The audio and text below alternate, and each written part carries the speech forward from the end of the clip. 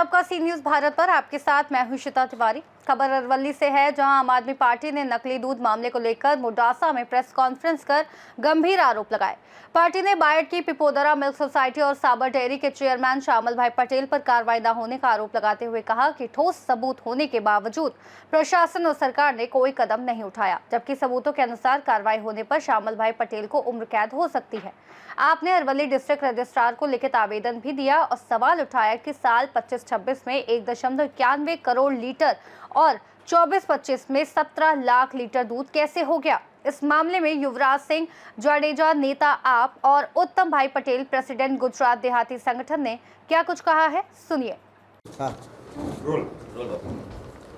છેલ્લા ઘણા સમયથી આપણે જોઈએ છે ગુજરાતની અંદર હુમલાની રાજનીતિ ચાલી રહી છે। કોઈપણ બાબત જાહેર હિતમાં ઉજાગર કરવામાં આવે તો તેની ઉપર હુમલો કરવામાં આવી રહ્યો છે। હમણાં થોડા સમય પહેલાં તમે જોયું હશે કે ગોંડલની અંદર પણ જે મહિલા આગેવાન છે એમની પર હુમલો કરવામાં આવ્યો। અમે જ્યારે આ દૂધની બાબત ઉજાગર કરી તો ત્યારે અમારી ઉપર વડિયા ખાતે જેતપુરના વડિયા ખાતે હુમલો કરવામાં આવ્યો। ગતરોજ કહી શકાય કે અરવલ્લીના જે ભૂતપૂર્વ ધારાસભ્ય હતા એમને જ્યારે આ દૂધની મેટર ઉજાગર કરી તો બે ડિરેક્ટરો દ્વારા એમની પર પણ હુમલો કરવામાં આવ્યો। પણ આ હુમલાની જે રાજનીતિ જે ચાલી રહી છે એમાં સ્પષ્ટ શબ્દોમાં કહેવા માગીએ છીએ કે આ હુમલાની રાજનીતિ આ ગુજરાતમાં યોગ્ય નથી અને અમારીમાં તો સવાસેર સૂટ ખાધેલી છે। આવનાર દિવસોની અંદર આ તમામ જે બાબતો છે એ બાબતોને વધારે જોરથી અને મક્કમતાથી રજૂ કરવામાં આવશે। આજથી થોડા દિવસ પહેલાં અમારા દ્વારા જે સફેદ દૂધનો જે કાળો કારોબાર ચાલતો હતો તેના આધાર પુરાવા રજૂ કરવામાં આવ્યા હતા, જેમાં જે જેતપુર પાસે આવેલું જે હનુમાન ખીજડીયા ગામ છે એ હનુમાન ખીજડીયા ગામથી જે દૂધ ભરવામાં આવતું હતું એને એ દૂધ કહી શકાય કે જે વાહન સાથે અહીંયા એટલે કે અરવલ્લીના અને અરવલ્લી બાયડ અને બાલાસિનોરના જે વિસ્તારોમાં પહોંચાડવામાં આવતું હતું તેના અમે તમામ પ્રકારના ટ્રેકિંગ રેકોર્ડ એટલે કે આ જે બધી જ બાબતો છે એ બધી જ બાબતોના ટ્રેક રેકોર્ડ એ અમે આપેલા હતા। જીપીએસ લોકેશન જે છે જીપીએસ લોકેશનથી આખે આ જે ગાડી છે એને ટ્રેક કરવામાં આવી હતી। આજના પ્રેસ મિત્ર કહી શકાય કે પ્રેસના માધ્યમથી અમે જે જગ્યાએ આ દૂધ એ ખાલી કરવામાં આવતું હતું એના પણ અમે આધાર પુરાવા આપી રહ્યા છીએ। માધવ શીત કેન્દ્ર અંતર્ગત જે તાલોદ ડેરી છે, બોરડીની જે આદર્શ ડેરી છે, આમોદરા ભાથીજી ડેરી છે અને જૂના પીપોદરાની જે ડેરી છે એ ડેરીની અંદર દૂધ જે ખાલી કરવામાં આવતું હતું એ ખાલી કરવા માટે ખાલી કરવાના પણ જે વિડીયો છે એ વિડીયો પણ અમે એક વિડીયો બધાને આપવાના છીએ।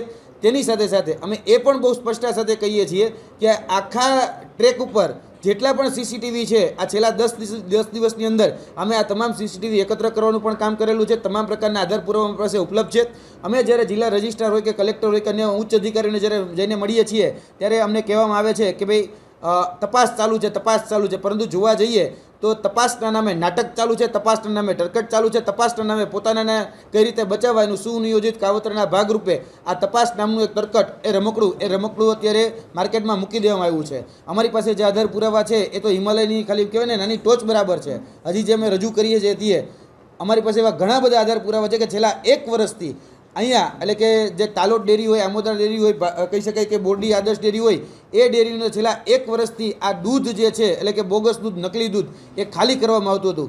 આ માધ્યમથી ગતરોજ કહી શકાય કે સાબરકાંઠા ડેરીના જે ચેરમેન છે સોમણભાઈ પટેલ એના દ્વારા એક પ્રેસ કોન્ફરન્સ કરી અને કહેવામાં આવ્યું કે ભાઈ અમારી પ્રતિષ્ઠાને હાનિ પહોંચે એ પ્રકારના આક્ષેપો લગાડવામાં આવે છે।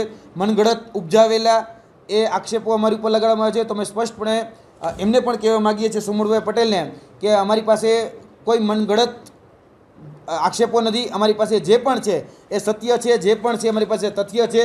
અમારી પાસે તમામ પ્રકારના જીપીએસ ટ્રેક રેકોર્ડ, ત્યારબાદ સીસીટીવી રેકોર્ડિંગ અને ત્યારબાદ જે જગ્યાએ ડેરીઓ ખાલી થતા હતા ત્યાં મંદિર હોય કે આજુબાજુની જે પણ સંસ્થા હોય ત્યાં પણ અમે સીસીટીવી લગાડેલા હતા।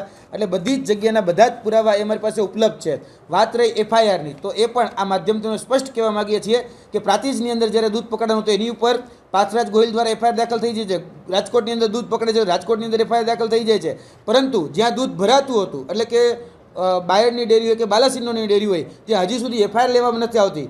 એટલે હમણાં થોડા દિવસ પહેલાં રાજસ્થાનની અંદર 80,000 લીટર દૂધ અને એમાં પણ સાબરકાંઠાની, એમાં પણ સાબર ડેરીની એ જ ગાડીઓનો ઉપયોગ કરવામાં આવેલો હતો। ત્યારે એસઓજીએ અહીંયા રેડ પાડી અને એસઓજીએ અહીંયા એફઆઈઆર દાખલ કરી લીધી।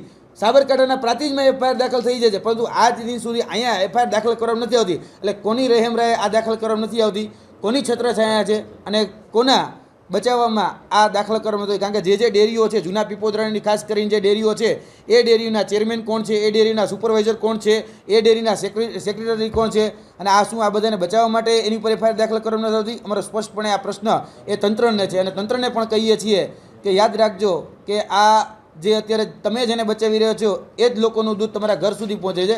એટલે મહેરબાની કરીને આની હાયો લેવાનો પ્રયત્ન ન કરતા, નકર આવનાર દિવસોમાં આના ગંભીર પરિણામો આવશે.